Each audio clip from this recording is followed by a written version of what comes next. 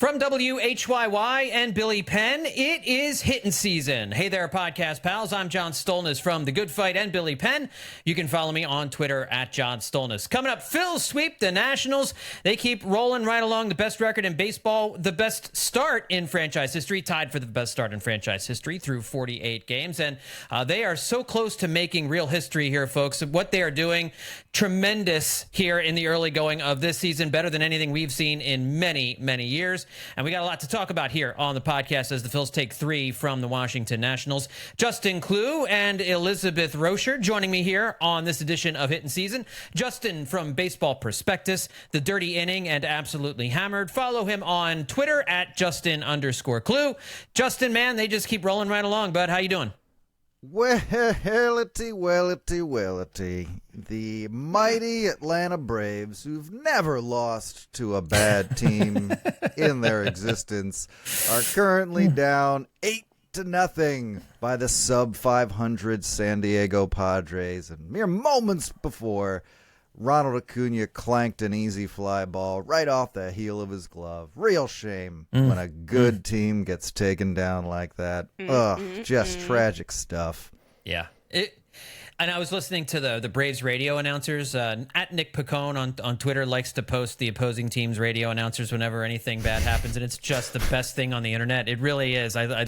He's my first follow in the morning. A lot of times when I want to hear some pain from the other side, and listening to the radio call, they're making excuses for Acuna losing. He lost it in the lights. The lights. It's tough to see out there. Nothing you can do about that, kind of a thing. I'm just saying. Lord knows our players can't make a single mistake once, or have a loss that counts once, or lose a playoff series without an excuse once, or experience a lack of joy without throwing garbage on their own field once. Can't do it. Lord knows that just cannot happen in Atlanta. Well, if the Braves without racially insulting a huge group of people, impossible. It's tough out there. It's tough. It's a tough scene for Atlanta. If they lose this game on Sunday night, which it sure looks like they're going to, they're going to be 5 games back of the Phillies. So they have a doubleheader against the Padres on Monday while the Phillies are idle. So the Braves are finally going to make up a few games. Right now, the Phillies have 7 games in hand. They've played 7 more games than the Padres so far. It'll be 6 after the completion of this game tonight. But it's ridiculous what's been going on with the rainouts with the Braves and the Phillies schedule. I'm going to talk about the schedule thing in just a second. We've talked about it before, but there's a kind of a new angle on it that I wanted to just kind of mention. But yay, that's just what everybody wants here on this podcast. Liz Roscher from Yahoo Sports. Follow her on Twitter at Liz Roscher. Liz, how are you doing after this weekend? Well, I thoroughly enjoyed this weekend. I will say one thing that the public, the listening public, all of you missed out on after the internet ate mine, Justin's our segment on Friday, is me mentioning that nowhere in the world is there such a whiny, crybaby, emotionally fragile, yet unable to, they can't take it, but they can certainly dish it out, fan base than the Atlanta Braves. They are a waste of space. I'm just going to say it. I would honestly agree with you if we hadn't spent the last calendar year hearing from San Francisco 49er fans as well. They are cut from the same damn cloth. All of them. Oh my gosh. They are cut from the same cloth. They're the same fans. It really is amazing. Liz, you nailed it. Braves fans are just... They're mentioning there's a long way to go. Schedule so much to the point where I just want to remind them that this is not something that... Like, talking about this is not something that people do very often. I don't understand why Steve's done it because it's the only thing they have to hold on to, I guess, right? Well, yeah, they're playing. Honestly, if you look at the record, if they lose tonight, they'll be 26-16. 10 games over 500 at this point in the season is still very, very good. But they're not used to being in this position. They've won the East 6 straight times, and they've really been front runners, with the exception of that year the Mets got off to the big lead and the Braves tracked them down a couple of years ago, 22, I think it was. They've been front runners. They're not used to this. They're not used to playing well, but having another team in their division playing out of their minds. And so there has to be an explanation for it, and it can't be that the Phillies are better, even though the Phillies Phillies have beaten them in the playoffs. And if you go back to like June of last year, the Phillies, Dodgers, and Braves essentially all have the same record. The Phillies have shown that they have the ability to play like this when everybody's healthy, and they're just doing it at the start of the season, in which they've never done before. I'll say this about the strength of schedule argument. And it shouldn't be lost on anybody that the Braves are struggling with the Padres at home, while the Phillies back at the end of April went into San Diego and swept the 3-game series against the Padres. But leaving even... What could that mean then? I don't know. I'm going to let Braves fans work on trying to decipher that little code. But talking about the strength of schedule thing, look, I think if as a Phillies fan you don't acknowledge the fact that the Phillies have had a decently favorable schedule so far in terms of the teams that they've played, then that's a little disingenuous, because the Phillies have had an easier schedule in terms of the teams that they've had to play so far.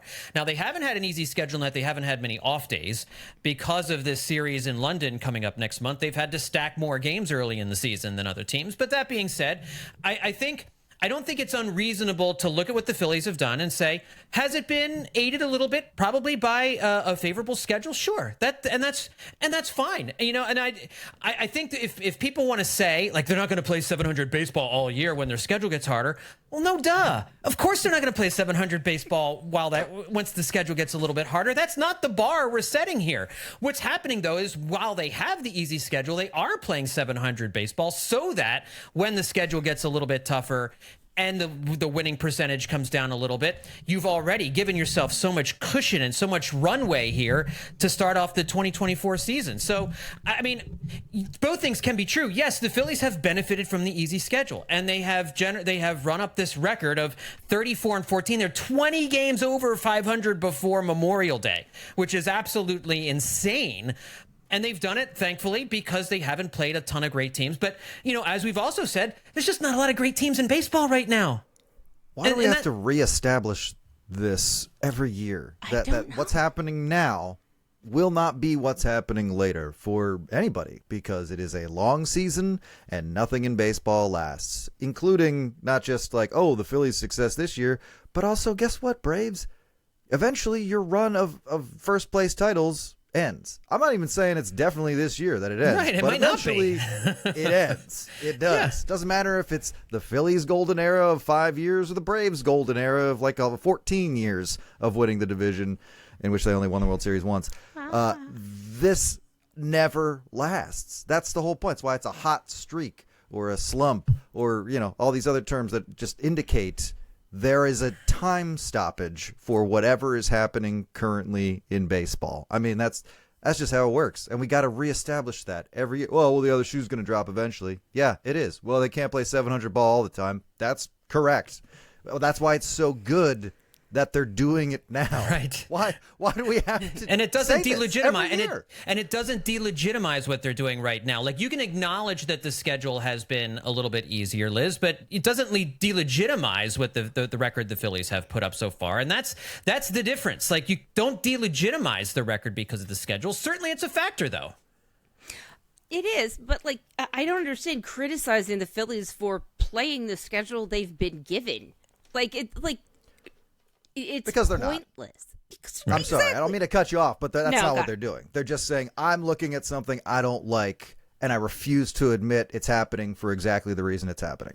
The Braves aren't playing that well, and the Phillies are playing really well. They just don't want to admit that, so they turn to the schedule, and we've been talking about it for weeks because of that. Sorry. I don't mean to cut you off, but like, that's just, they're not doing. We're talking about having like a genuine conversation about the schedule, and they're just not doing that. It's not genuine. Yeah, it's not genuine. I mean, in looking at the schedule, like, they have some tough spells coming up, but again, it's not their fault that some of the teams in baseball suck and they're playing them at a certain time of the year. Like, you can't, that's just not an argument. I'm frustrated by it to no end because it's the only one they have. And finding out that the Braves announcers, the Braves are making excuses for Ronald Acuna. Something a few years ago. He doesn't need excuses. He's an awesome baseball player. He doesn't need excuses, you know? And he's having a bad year. I bet you don't need to cover for him. I mean, it's crazy. Just admit it. Just admit it. That's one thing that they seem to have the biggest problem doing, which is admitting that their team is not perfect and there's something needs to be worked on. They can't do it. I love here, Phil. We have no problem turning to the team and say, like Spencer Turnbull, actually hearing some boos after giving up some runs in garbage time. Was it appropriate? No, but it's an indicator of, guess what? When things go wrong, we blame the team. We blame the players. Right. We get mad at them. And it's shocking that you have to say, well, other fan bases should take a lesson from how, harshly or passionately or whatever cliche you want to use, Phillies fans look at their team. But I think it's a way healthier approach than being like, la, la, la, Ronald Acuña's really good, la, la, la, 2021 World Series, blah, blah, blah, blah, blah. I think if you want to look at a team, even a divisional rival, that I think hits the right notes and the broadcast team kind of leads the way, is the Mets. The Mets broadcast team is brutally honest about what they see about their team. Sometimes they even maybe go over to being overly negative about their team. But I do enjoy listening to them when they get like that. Well, I mean, it was earlier in the year. I think it was, Hernandez and Ron Darling and talking about this is rock bottom in like Game 6 when nobody was. It was a bad scene in New York, and it's certainly not looking like it's going to be a great year for them. But and Mets fans, I don't think, make a lot of excuses for what's going on with the Mets. So give them. I'm giving the Mets a little bit of credit there too, at the expense of the Braves, which I'm more than happy to do. It's amazing how whiny the Braves are. Their fans will blame guys all the time. They'll blame guys when there's no reason to. Right. It's a Northeast thing. It's a Northeast thing, and it's a Southeast thing, and I think that's the big difference between how the Phillies and the Mets handle their business and the way the the Braves handle their business. But I just want to say on that note about the Mets broadcasting booth, I wrote this for Billy Penn on Friday before the Phillies kicked off their series with the Nationals that we're going to discuss in a minute. But obviously the Nationals have that very famous tweet, beating Philadelphia isn't as hard as Philadelphians say it is, and the Phillies have had massive success against the Nationals since that very patronizing tweet was sent out by the Nationals organization. The Mets also have a moment like that where Keith Hernandez, as we all remember, talked about how the Phillies are so fundamentally bad, and he doesn't like doing Phillies games, and that they just don't have it. Well, ever since then, the Mets have hit .217 against Phillies pitching. They have hit .200 against the Phillies with 32 strikeouts and 11 walks this year. And their pitchers have a .351 ERA against the Phillies. So, and their pitchers were walking so many hitters in that series. It was those 4 games. It was unbelievable. They couldn't throw strikes. All right, let's talk about this series against the Nationals this weekend. The Phillies obviously sweep the 3-game series. They won on Friday, 4-2. A heart-stopping game on Saturday night, down to their final out. Kody Clemens hits the game-tying home run, and the Phillies win it in extras 4-3. And then on Sunday, it was close for a little while. Aaron Nola gave up a couple of home runs, put the Phillies in a 3-2 hole in the 5th inning, but then the Phils in the middle innings just came roaring back and won 11-5, scoring 4 in the 5th and 2 in the 6th, adding another 3 in the 8th on an Alec Bohm home run, which he got every bit of that ball. I mean, I haven't seen Alec Bohm hit a ball like that in his career. I mean, he doesn't pimp a home run very often. That's what I was going to focus on, yeah. Please go ahead. He pimped that thing. Yeah, I mean, that not much more than what you were saying, but it was like when Howard would hit home runs and he had that particular step where you were like, oh, well, he got it, because he doesn't do that unless he got it. And boom, yeah, same deal. You don't really see him do a lot of that. And boy, the way that bat flipped out of his hands, that ball was gonna land on Temple campus. The sound of it was so pure. I mean, it was just that's as good as Alec Bohm's ever going to hit a ball in his life, and I think he knew it, and that's why he watched it. Oh yeah. Yeah, he's like, I'm going to take my time. I mean, 2 years ago in spring training, I watched Gunnar Henderson of the Orioles hit probably the most crisp and satisfying home run I have ever seen live. But boy, that Alec Bohm shot. I wasn't there for it, but my goodness, that was also right up there. The purest home run I've ever seen any Philly hit was the Matt Stairs home run in 2008. Now, there have been longer home runs. There have been more majestic home runs, but I've never seen a player get into one like the Kyle Schwarber home run against the Padres was maybe more Ruthian. But I mean, Matt Stairs, every ounce of that man's body got into that baseball when he hit it out and hit it like 3/4 of the way up Chavez Ravine's outfield bleachers. When he hit that home run, I remember like watching clips of that. He hits that so fully and so entirely that I remember watching that and seeing it land and going like, boy, why don't they just hit home runs all the time? Like it was such a weird thought, but it was like, boy, that was so easy. They just retook the lead just like that. Yeah, they should just do that because do that it just more made often. it look so like, oh yeah, I just swung at it and that's where it went. And you're like, boy, they should just do that all the time. Why that's not? how a Matt Stairs home run worked. Like they just scrambled your brain. I have that little scene of him, hitting that home run. Just that it's like a GIF in my brain. I can access anytime I want. Anytime. It's like a little film like that, like the Brad Lidge final out. There's just a few, but like I can go to them anytime. Memories. When they're just like in your brain, it's just different. a memory. It's just like, I guess it is. You could call it a memory if you want, but Extracting it from your head and then putting it in a pensive so you can have it later. Yeah. Liz is one of the first recipients of Neuralink. God, I'm just a heads up on that. Watching on video. I'm like Silicon Valley constantly reinventing, like community things that the government used to give you. Like a bus. Yeah. I just reinvented the bus. Memories. Mm-hmm. Yeah. Last year when I kept counting what Kyle Schwarber's batting average would be if all of his walks were singles, and somebody was like, "Isn't that just on base percentage?" And I was like, "No, it's a new shut thing up. I invented, and that this article is going to be about that I've been working on for a day." Those numbers transfer. They really do. That's hysterical. All right, let's. And so this National Series, obviously, very nip and tuck for the first two games. The Nationals played the Phillies pretty well, and it was close for most of the game on Sunday until the Phillies pulled away. But really, again, the Phillies starting pitching led the way. Every Phillies starter in this series went at least 7 innings. Zach Wheeler, Christopher Sanchez, and Aaron Nola collectively over the weekend had a 2.54 ERA. Each start was a little bit different. Zach Wheeler's was a little bit more dominant. He got a bunch of runs early, and then the Phillies offense just stopped hitting in that game. But he had his fastball up by like 2 miles an hour, six strikeouts in 7 1/3 innings. And then you had Christopher Sanchez, who just kind of struggled a little bit. I mean, he's been doing what he's been doing all year is kind of minimizing the damage, right? Keeping things close. And then you look up at the end of the game, and it doesn't seem like Christopher Sanchez has pitched all that great, but he's got 6 innings and like 2 earned runs allowed or 3 earned runs allowed under his belt. And you're like, yeah.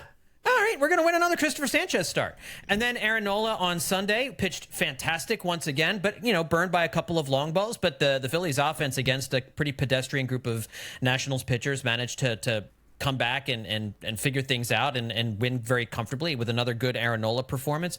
So, I mean, I think, Liz, would we agree? Zach Wheeler had the most impressive performance of the weekend, I think. But I think the Christopher Sanchez performance on Saturday was also really important because that game could have gotten away, but he got a couple of ground ball double plays.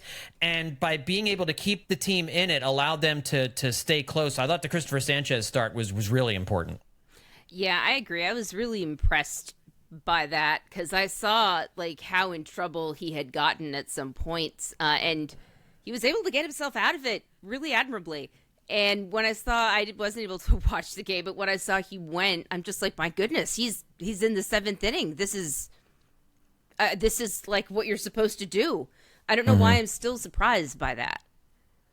But I mean, at this point, I shouldn't be. I'm not waiting for the other shoe to drop, but it's not unreasonable to sort of wait for the regression. Not like a tremendous regression, but even just a little bit.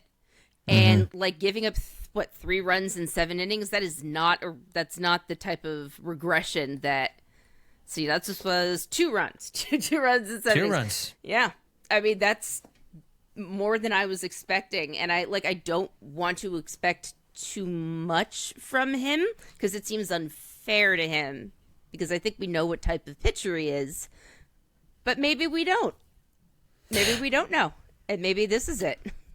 I think go ahead, John. I was just saying, I think we're getting an idea. I mean, 3.31 ERA, very similar to last year. The fastball velocity, he had an increased fastball velocity on Saturday. 8 strikeouts, no walks. I mean, Justin, the guy he is this year is the guy he was last year. A guy who limits his walks, and when he's throwing strikes is really, really hard to hit.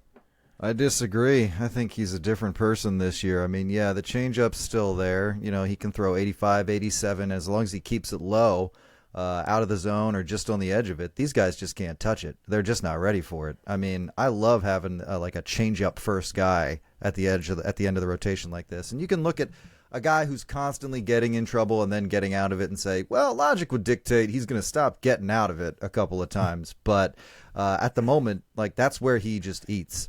And if that's what he needs, if he needs a reverse Aaron Nola mindset of like, well, as soon as I'm in trouble is when I start pitching very well, then that's okay. That's totally, I can live with that. I mean, eventually I'll live with that. My God. Yeah, as soon as I stop biting down on this wooden spoon, I will definitely be on board with this. See, but that's a good contrast. Right now, you have the reverse Aaron Nola pitching the day before the actual Aaron Nola pitches. So, you know, it's just brilliant.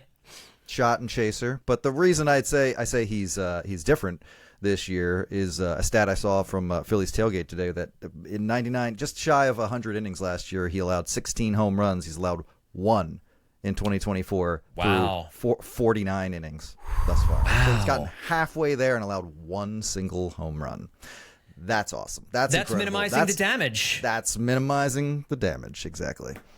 Like, he can give up. I mean, in the first inning, I think he gave up like 3 hits, but only allowed the 1 run because he got a double play and managed to kind of just wriggle out of it with a couple of strikeouts. And he's got strikeout pitches that he can turn to get out of these innings, as well as being a double play guy with that changeup that dives to the bottom of the zone. So, yeah, I mean, impressive pitching performances. Zach Wheeler's was the most dominant of the weekend. Aaron Nola just kind of did a typical Aaron Nola start, went deep in the game, only gave up a handful of runs. Which of these wins was the most impressive this weekend? In game 1, they got up early. They rode Zach Wheeler, doubles by Alec Boehm and Brandon Marsh early in the 4-2 win on Friday night. Got the series started off in the right way and really showed a lot of the strengths of this team. A great starting pitcher. You had a couple of good innings out of the bullpen, and the offense did enough in this one. Game 2, the Phillies found themselves in single-run deficits 3 different times in the game, obviously down to their last strike, and you have super sub Kody Clemens come off the bench and hit a game-tying solo home run to almost dead center field, electrified everybody. They had a great inning in 10th inning. Gregory Soto in the 10th inning. We had good Gregory Soto in the 10th to hold the Nationals scoreless, and then the Phillies went fly ball to walk it off in the game on Saturday. And then here on Sunday, it wasn't a dominant performance again by Aaron Nola, but the offense finally started to wear down that Nationals bullpen. They got another look. 3rd game, they've gotten a look at the Nationals bullpen. It seemed like they really started to figure some things out, and they just started getting the extra base hits with runners on and started rolling, and it was just a total team victory after that. Spencer Turnbull's couple of runs given up in the 9th inning notwithstanding, and I don't care about Spencer Turnbull giving up runs in garbage time. Like, he's a starting pitcher who's being thrown in to these games late to just kind of get work. Like, it's a weird situation for him to be in, and I don't really factor that into anything at all. But each win different, and we've seen the Phillies winning a whole bunch of different ways, Justin, during the course of this early part of the season. Which of these games was the most impressive to you? Well, I'm glad you asked me first, because I feel like Liz would have answered the answer I'm going to give, and then I would have had to frame one of the other games as the answer. But the answer is game 2.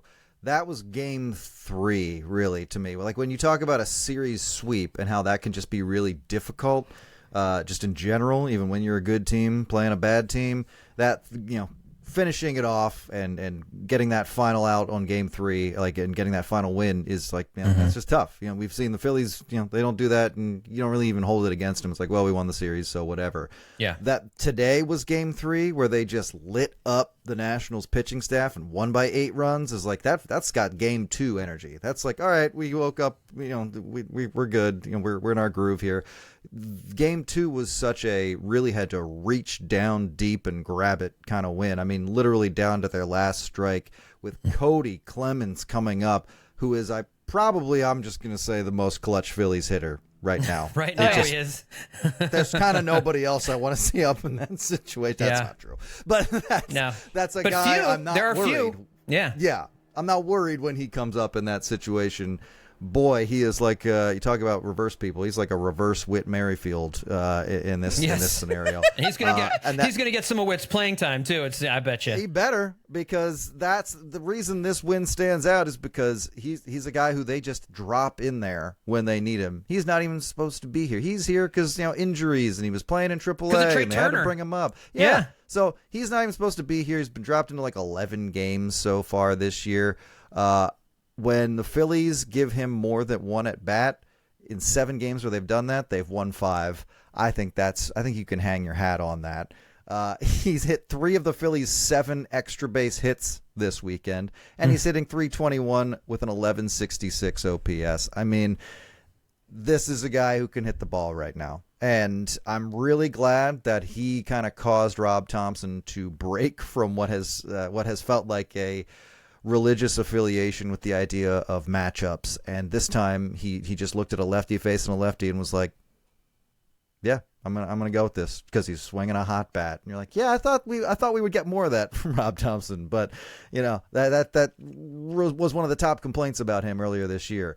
But here in this case, no, he let Clemens hit, and we get this miracle shot that reminded me of another Cody Ransom, giving the Phillies new life in a game many years ago, when he too came up and saved them. Might have been in the 9th inning, I think, in that game. 2010, I want to say. Yeah, it was a game where I started at my apartment, rode my bike across town, and by the time I got to where I was going, the Phillies had tied up this game that was like 8-2 late or something, and Cody Ransom's home run was a big part of that. And call in my head somehow. Yeah, and I mean, that's that he was able to step up and do this in this moment, and then all you got to do to win is get Bryce Harper to hit a ball out of the infield. Yeah, he can handle that. Yeah. It's a home game with a ghost runner on second, so that started to feel like, yeah, this is going to be a win.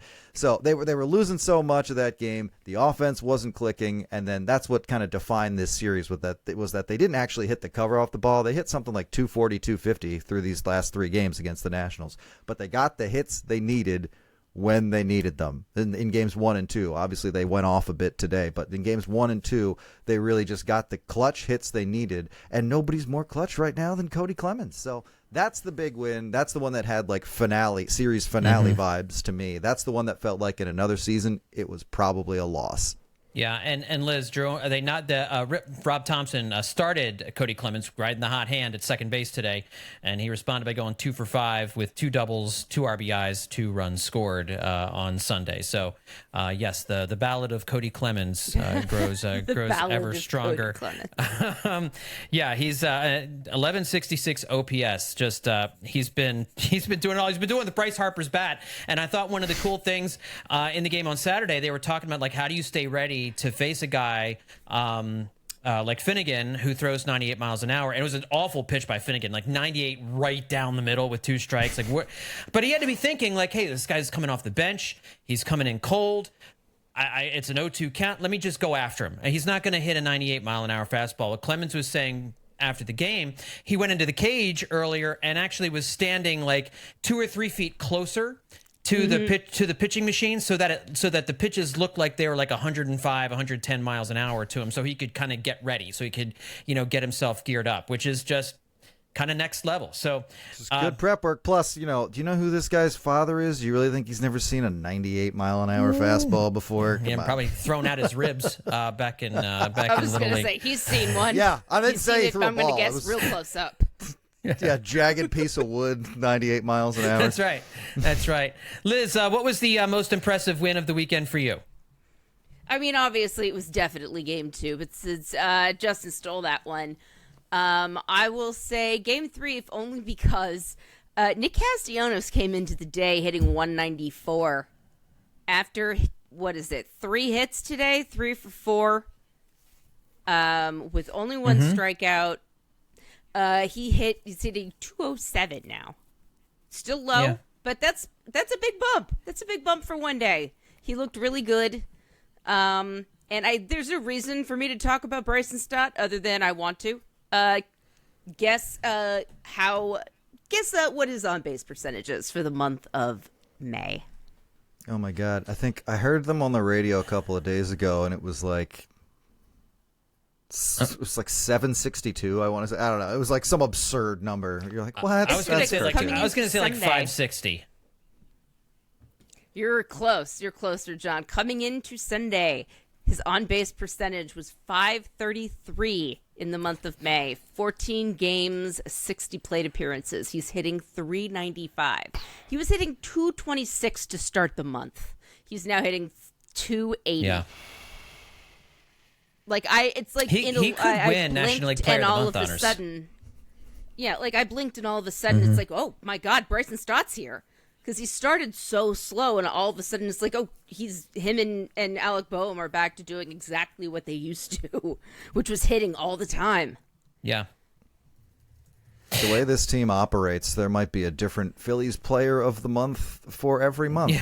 Honestly, Yeah. or NL Player of the Month who is a Phillies player every month. Right, it could be. I mean, he's putting up the kinds of numbers that could win him National League Player of the Month. And I think one of the things that we don't think about with Bryson Stott, we're just kind of taking it for granted, is that he's kind of shuttling back between second base and shortstop right now. There are not that many players who can effectively shuttle back and forth between second base and shortstop. And to play both of those positions at a high level and to continue hitting the way that he's hitting, that's a big deal. Like, this is what a valuable player to be able to, hey, my shortstop's out. Well, we want to get Kody Clemens some reps at second base. So you're going to start at shortstop today. You haven't played it in 2 years, but there you go. You're going to go back over to shortstop. And then, okay, next game, you're going to go back over to second base because we want to get Edmundo Sosa, who has also been red hot. The Phillies have not missed a beat from Trey Turner to Edmundo Sosa since Trey Turner went out, which is unfathomable. He has, I mean, you want to talk about a blessed season so far? The fact that Edmundo Sosa is playing at a Trey Turner level with Trey Turner out is crazy. But yeah. I mean, they went nuts last year when Bryce Harper was out. Like, they played some of their best baseball. They started playing their best baseball of the season when Bryce Harper was not with the team due to injury. Like, that was that we do know that, like, there's hints of how well this team can operate without, like, its decade plus locked in stars where they're supposed to be, which is, I guess, the point. But you still get concerned when those big names just like aren't available or aren't performing or kind of like not at their ceilings, because you obviously you want them to be. You think, well, this team is based on having guys like that around, and then they go away and Edmundo Sosa is ready to step in. I mean, yeah, you're getting a little lucky. I don't want to look at what his batting average on balls in play is, but at the same time, we've seen him hit the ball hard. And the fact that he's able to step into this role and do more than just be a replacement level player, be an actual huge contributor to this offense, even if it is just for a couple of weeks, even if it is just for like a month, that's great. That's still more than probably you should have expected. And then you have Bryson Stott showing that level of versatility, being able to shift between positions like that. I mean, I know it all seems like you're just moving a little bit to your right or left, but these are two different entire like approaches that he's got to take, different responsibilities, different set of instincts. I mean, there's a reason playing shortstop is considered the hardest position on the field. So that is also a huge deal for this team, and it's great that developmentally they've got this homegrown player who is able to do that. And really, I was talking about this on the last podcast too the solo podcast that I did in the middle of the week. Bryson Stott, Alec Boehm, two drafted homegrown players that are no longer just kind of like side stories, side pieces. They're integral parts of what this team is doing. I think Alec Boehm, I forget exactly how many RBIs he has now, but he leads all of Major League Baseball in RBIs after a 5 RBI day on Sunday. And he's been some of the RBIs he's been having lately are with productive out RBIs, like just getting the job done. We're the runner on third and less than 2 out, getting the fly ball to make it 2-0 earlier in the game. And then, of course, obviously the 3-run smash, and he was hitting a bunch of doubles early in the season with runners on base. But just to be able to deliver in those situations, and it looked like Boehm was going to maybe start to kind of downslide a little bit because there's just no way he could stay that hot. But now we're starting to see him pick it up again, and Bryson Stott, doing what he's doing. Like, these are two guys that the Phillies drafted. We were talking about all the stars that they had to sign because they couldn't get anybody up here. But Bryson Stott, Alec Boehm, huge parts of what the Phillies are doing, as important and more productive than a couple of these of the veteran players that they brought in here. So not to, that shouldn't be lost on anybody, what Stott and Bohm are doing, and the fact that they are homegrown talent by the Phillies. They are who we had been hoping Rhys Hoskins would turn out to be. And I feel like that's part of why we all clung to him so hard. I mean, aside from the fact that he's delightful, like just a delightful person and a fun baseball player, I feel like we wanted him to work out because we needed someone from that era to work out. But it turns out it was actually Bryson Stott and Alec Bohm, and they're really good. They're just really, really good. Like, we've been waiting for the Phillies to be able to draft and develop and promote and graduate and then have them stick and not just be borderline, do really well. Like, we should not forget this every day, because there were years where we did not think the Phillies would ever be capable of this, or we didn't think it would be capable for an even longer time that we have waited. Yeah. Makes you wonder. And they got 4 prospects in the top 100 too. Yeah. Just keep that in mind. It does make you wonder if this manager and this coaching staff had been in place when those young guys were coming up in 2017 and 2018, if that group would have had more success. But nope. Are you imagining Scott Kingery, super utility all-star now, John? Nick Williams, all-star corner outfielder, Aaron Altair. Yeah. John, I'm going to say, corner outfielder extraordinaire. You're delusional. Yeah. I'm just going to say straight up, you're delusional. Do you remember those teams? Do you remember? I'm sorry. You said Nick Williams and Aaron Altair. Like, what? Would those players have been better with this coaching staff? I think the answer is undoubtedly yes. Of course they would have been. Starting National League All-Star catcher Cameron Rupp. Anyone? Anyone.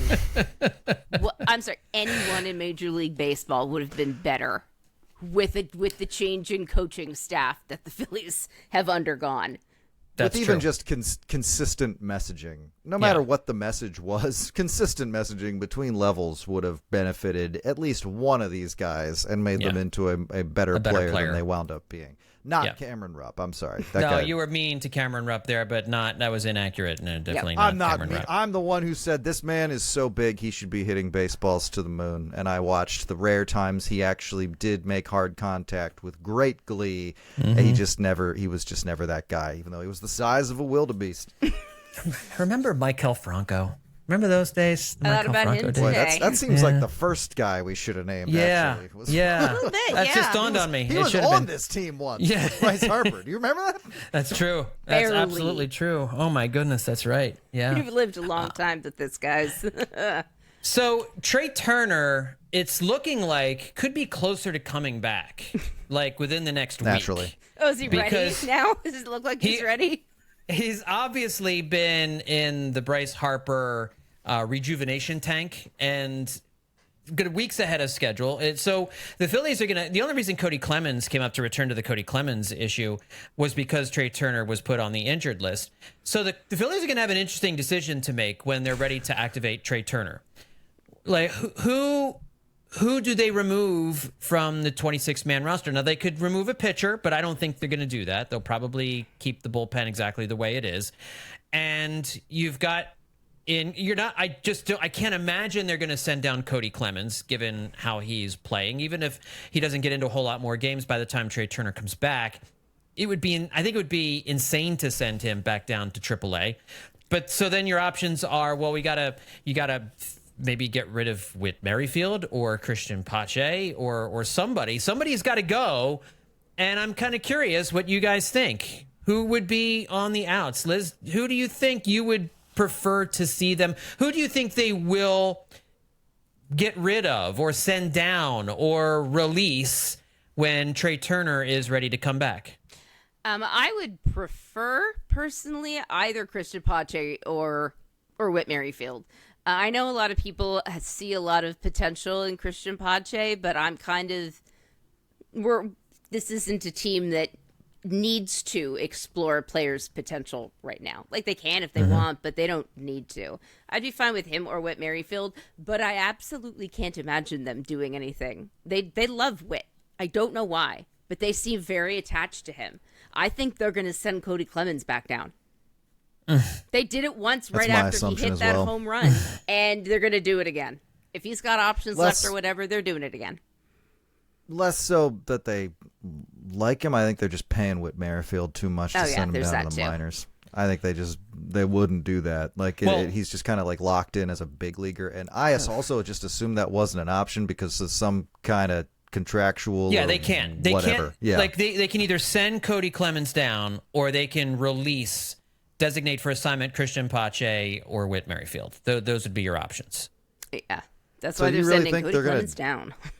Yeah, they're not going to DFA Pache even. Like, at least he has like something to contribute, as far as like speed and defense. Like, those are his specialties. Merrifield's just kind of like whatever out there, regardless of what role he's playing.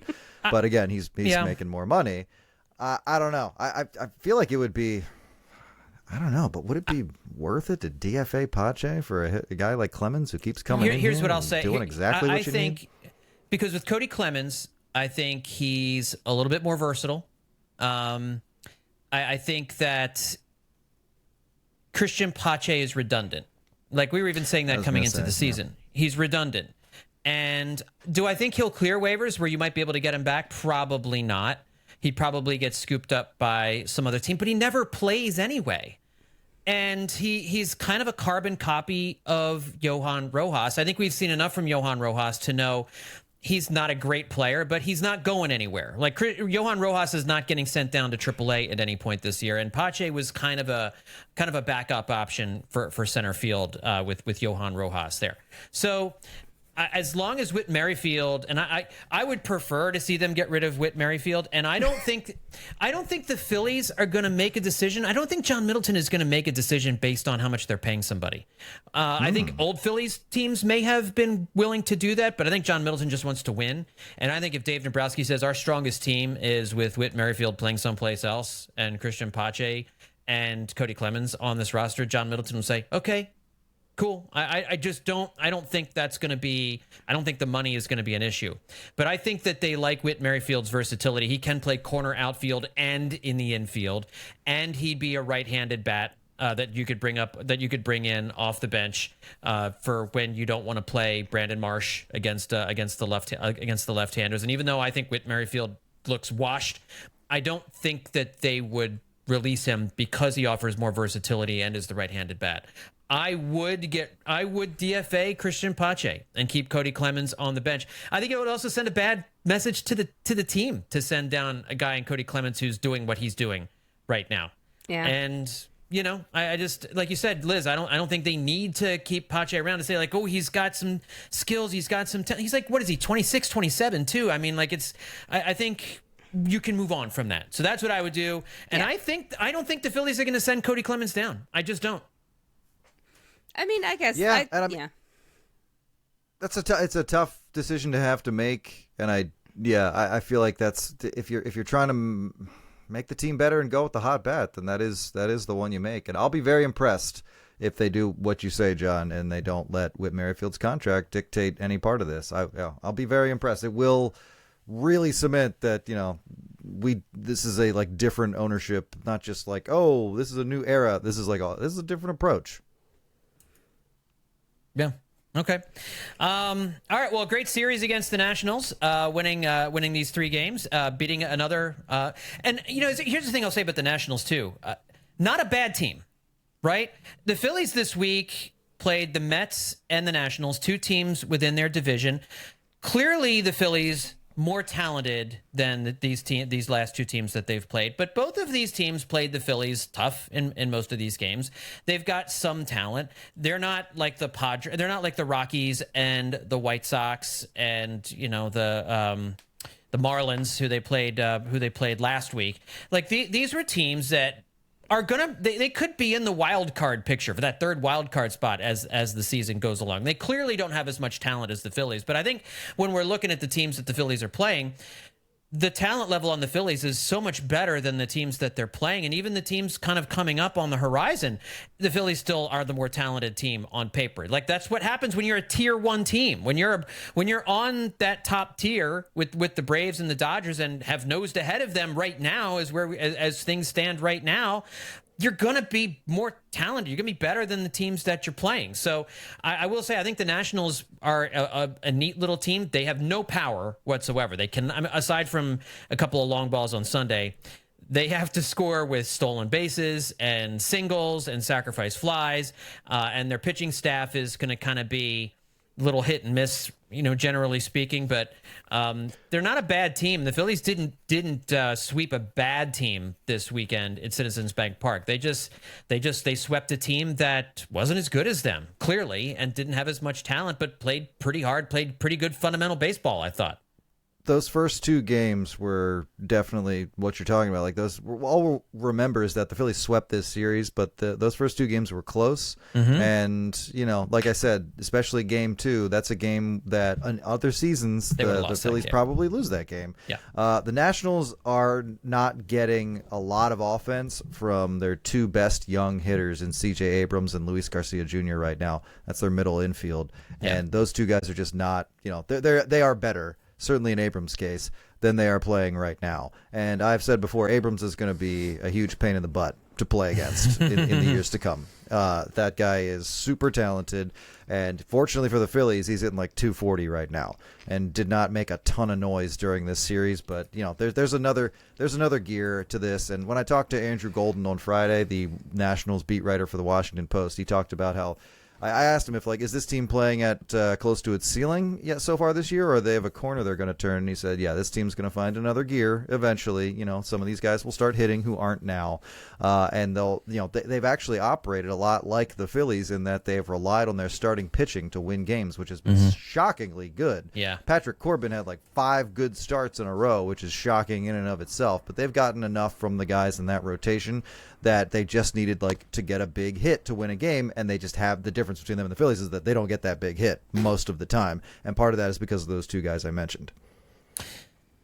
Well, the Phillies are now going to welcome a good team to Citizens Bank Park this week, maybe. The Texas Rangers, the defending world champions, come to Philadelphia for a 3-game series starting on Tuesday. It'll be Tuesday, Wednesday, Thursday. The Rangers just went 2-4 on a recent homestand. They lost their 3rd series in a row. They most recently dropped the series to the Angels, who haven't gotten any better since the last time we talked about them, guys. The Rangers now 24-24 on the season, entering play on Monday. They've been over 500 all season, but again, they're playing the Phillies, and they'll be fun. They won't be over 500, so the Phillies still won't play anybody over 500. And they've never been under 500 since Bruce Bochy took over as manager. The Rangers' struggles so far this year have been on offense. It sounds as though they've had some Phillies-like up and down moments, Justin. Like, they're just kind of coming in waves. They're hot, then they're not. Then some injuries in the mix there as well. So this Rangers team coming into Citizens Bank Park, how are you feeling about this series this week? So any offense that relies almost exclusively on slugging is gonna run into a wall at times, and you can just tell by Adolis Garcia's muscles that this is a power-based team, and they're not getting power they need right now. They really haven't scored more than 4 runs in what feels like over a week, maybe closer to 2. They have lost a ton of games. They got swept by the Rockies. They lost a series in Cleveland. And then, like John just said, they lost a series to the Angels. And 2 of those 3 teams are really, really bad.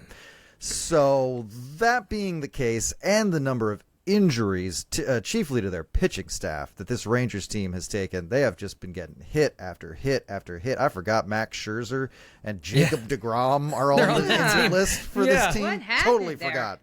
Yeah, and they've lost more guys recently. I think Garcia is now listed as day-to-day, and he's not even a pitcher. He's just the engine of their offense, or one of the engines of their offense. So, this is a team. This is a great time to be playing what should be a better team than they are. And like I said, part of it is they aren't hitting the ball hard.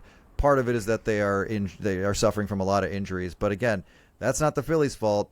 And it's fortunate that they get to play a team that is really struggling to hit, and the Phillies have been really successful at pitching and also hitting lately. So this is a good time to play what is a better team, potentially one of the best teams the Phillies have played so far this year.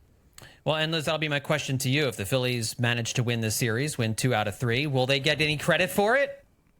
Probably not, no. No.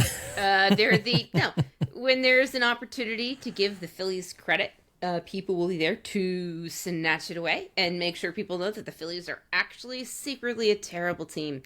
And you know what? That's fine. If people want to continue to underestimate them while they are doing what they've been doing, they do so at their own risk. I don't have enough time in the day or just enough brain cells left to get as angry as they really want us to get. And I'll admit I've gotten close a few times, but yeah. All right. Yeah, I don't think the Phillies will get any credit either if they win 2 out of 3. I don't know what they have to do. I mean, this is the only way the Phillies are going to get any credit is by winning a series against the Dodgers or Braves or the Yankees or the Orioles. Okay, all right. Yeah, well, we'll just keep winning games and series. You know, the Phillies have they've gone 14 straight series without losing a series. They've not lost back-to-back games since April 23rd, 24th in Cincinnati. The Phillies are 19-4. Since the last time they lost consecutive games at the end of April. So, shoulder shrug emoji, gang. All right, it's just what it is. Phillies just keep rolling. 20 games over 500 a week before Memorial Day rolls around. Let's get to some final thoughts. Liz, do you have any final thoughts for the folks at home? My final thoughts. I did a minute ago, and now I don't remember what they are. So I will just give a shout out to good friend of the pod, friend to everyone, AK Dumpling Menace at Dumpling Menace, for saying today, just constantly like, what are you up to? As if the Phillies are a well-behaved toddler right before they dump a bucket of blocks on the floor and then projectile vomit all over the carpet. That feels to me like one of the only appropriate ways to approach the Phillies, like they're a toddler, always about to do something wrong. Just handle them with care. I don't want to get too far ahead of myself in the excitement department, so I'm trying to take it slow and at the same time not give in to all of the dark thoughts. So I'd like to thank AK for putting words to thoughts I had no idea how to express. And the dark thoughts about the Phillies are there even as they're playing so well. I have them, you know, but I dare not utter them because what's the point? They're just enjoy this right now. We're just going to enjoy this right now. Justin, final thoughts, buddy. I just want to, if anybody is going to be in the Virginia area during I'm in the Virginia area. Memorial Day weekend, might I recommend a trip over to Danville, Virginia, where the Danville Dairy Daddies of the Old North League will begin their season on May 24th. I believe they play 13 home games, I want to say, at American Legion Field, same home as the Danville Otterbots. Yes, the Danville Otterbots. And if you would like to learn a little more about the Dairy Daddies and their extremely seductive logo and merchandise, please go to Baseball Prospectus and read my interview with Danville Dairy Daddies GM Austin Schur. He explains the impetus for this imagery and the inspiration behind it and just what exactly they're going to try to accomplish with a team called, again, the Danville Dairy Daddies, whose logo is a ripped cow wearing blue jeans, leaning on a bat and looking in a sultry way, just off screen. I have to check this out. I had no idea. I had no idea about the Danville Dairy Daddies. Yeah, I forgot to mention, if you go out to this game, you will see their logo, their mascot, McCreamy the Buff Bovine, in 10-foot inflatable form. And I called it American Legion Field, but when the Dairy Daddies play there, it's called the Field of Creams. I feel like that's also worth mentioning. No. Folks, this is No. real. I can't stress enough how real this is. I can't. And how real things are going to get in Danville on May 24th. Oh my gosh, this is the best thing. Why did you hold this till the end? This is fantastic. All right, make sure to check out Justin's story at Baseball Prospectus about this. And I live in Virginia. I'm making a trip to Danville at some point Run. here in the next couple of months. Absolutely, to see some Dairy Daddies. No doubt about that, folks. All right, everybody, that's going to do it for this edition of Hittin' Season. Thank you, Justin and Liz, for joining me here on the podcast. And of course, check out everything we got going on over at BillyPenn.com on our landing page, BillyPenn.com/Hittin' Season. You can also check out The Dirty Inning and Absolutely Hammered, our fine alternative podcasts over at our Patreon. You can go find them at Patreon.com/Hittin' Season. They're a lot of fun, totally terrific, fantastic podcasts there. Make sure you check out all of Liz's work at Yahoo Sports by going to sports.yahoo.com. And of course, everything Justin's got going on over at Baseball Prospectus. You can also follow my work at thegoodfight.com, and of course read all of our stuff at Billy Penn. We're everywhere, for crying out loud. Thanks everybody for tuning in. We'll talk to you next time right here on Hittin' Season.